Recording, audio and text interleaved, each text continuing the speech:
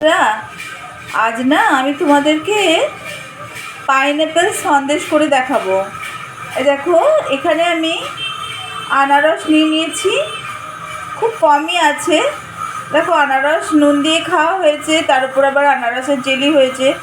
তো এটা আবার আলাদা একটা আনারস এনেছিলাম, আধখানা এমনি খেয়ে নেওয়া হয়েছে, ছেলে খেয়েছে। আর এটুকু আমি ফ্রিজে রেখেছিলাম, তার মধ্যে অর্ধেকটা বাদ দিতে হয়েছে। তার কারণ হচ্ছে একটু খারাপ হয়ে গেছিলো। এবার যেটুকু আছে সেটুকু আর আমি ভাবলাম যে ওটা আর আমি শুধু খাবো না, ওটা একটু পাইনঅ্যাপেল সন্দেশ করে নিই। তো দুধটাকে ছানা কাটিয়ে নিয়েছি, 1 প্যাকেট দুধ। আর এখানে আমি চিনি নিয়ে নিয়েছি 1 বাটি, আর এটা খোয়া।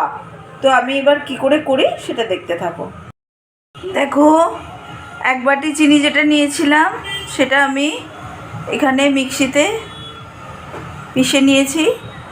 আর এই যে ছানাটা আমি মুথে নিচ্ছি। তো এইবার আমি সবগুলোকে কড়াই দিয়ে দেবো। এটা ভালো করে মথে নেবে, যাতে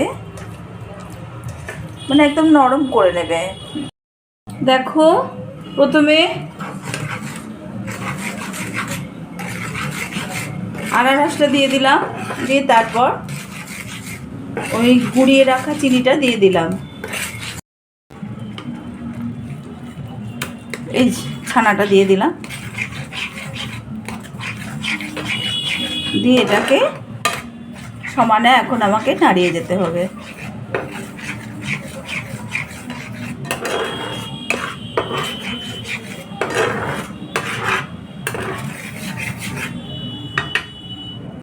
তোমরা চাইলে এটার সাথে এলাচ গুঁড়ো দিতে পারো, বাট আমি এলাচ গুঁড়ো দেবো না।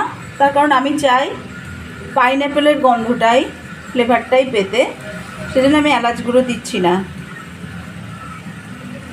আমি খোয়াটা দিয়ে দিলাম, বাটিতে যে খোয়াটা ছিল। সন্দেশটা দিয়ে সুন্দর আনারসের গন্ধ বেরোচ্ছে, আশা করছি হয়ে গেছে। আমি কোনো ফুড কালার মেশাইনি।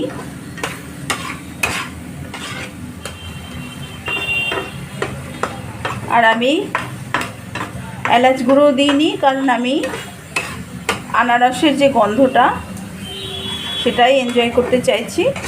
তো তোমরা চাইলে এর সাথে একটু এলাচ গুঁড়ো। এই যে দেখছো ছাপটা, এই ছাপটা দিয়ে এই সন্দেশগুলো বানিয়ে নিলাম। তো কেমন হয়েছে পাইনঅ্যাপেল সন্দেশ অবশ্যই কমেন্ট করে জানিও। একটা খেয়ে দেখলাম, ভীষণ সুন্দর আনারসের গন্ধ।